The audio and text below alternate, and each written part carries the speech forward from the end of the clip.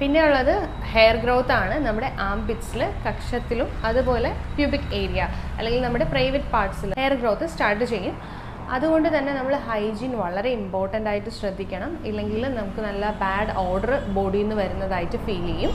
ഇതിന് നമ്മൾ ചെയ്യേണ്ടതെന്ന് വെച്ചാൽ ഹെയർ ഗ്രോത്തിനനുസരിച്ച് നമുക്ക് ട്രിം ചെയ്ത് നിർത്താം. അതായത് ഹെയർ സിസേഴ്സ് വെച്ചിട്ട് കട്ട് ചെയ്യുക, അതൊക്കെ സൂക്ഷിച്ച് മാത്രം ചെയ്യാം. ഒരു ഏരിയയിലുള്ള ഹെയർ ട്രിം ചെയ്യാം. പിന്നെ വേണമെങ്കിൽ നിങ്ങൾക്ക് വാക്സ് ചെയ്യാം അല്ലെങ്കിൽ ഷേവ് ചെയ്യാം. അത് നിങ്ങളുടെ ഇഷ്ടത്തിനനുസരിച്ച് ചെയ്യാവുന്നതാണ്. ഏറ്റവും നല്ലത് ട്രിം ചെയ്യുന്നതായിരിക്കും.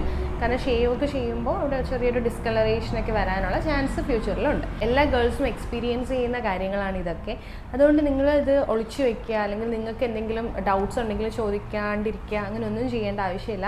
നിങ്ങളുടെ അമ്മ ഏറ്റവും നല്ല സുഹൃത്താണല്ലോ. നിങ്ങളുടെ മദറിൻ്റെ അടുത്ത് തന്നെ നിങ്ങൾക്ക് ഇതെല്ലാം ഡിസ്ക്ലോസ് ചെയ്യാം. നിങ്ങൾക്ക് ഡൗട്ട്സ് ഉണ്ടെങ്കിൽ ചോദിക്കാം.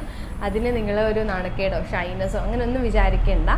ഇല്ലെങ്കിൽ നിങ്ങൾക്ക് നിങ്ങളുടെ എൽഡർ സിസ്റ്റേഴ്സിൻ്റെ അടുത്ത് ചോദിക്കാം. ഇല്ലെങ്കിൽ നിങ്ങൾക്കൊരു ഡോക്ടറെ കൺസൾട്ട് ചെയ്ത് ചോദിക്കാം. നിങ്ങൾക്ക് എന്തെങ്കിലും ഡൗട്ട് ഉണ്ടെങ്കിൽ എൻ്റെ അടുത്തും ചോദിക്കാം. നിങ്ങൾക്ക് ട്രസ്റ്റ് ഉള്ള ഒരാളെടുത്ത് നിങ്ങൾക്ക് ഇതൊക്കെ ഷെയർ ചെയ്യാം. നിങ്ങൾക്ക് ഡൗട്ട്സ് ചോദിക്കാം, അത് ക്ലിയർ ആക്കാം കേട്ടോ.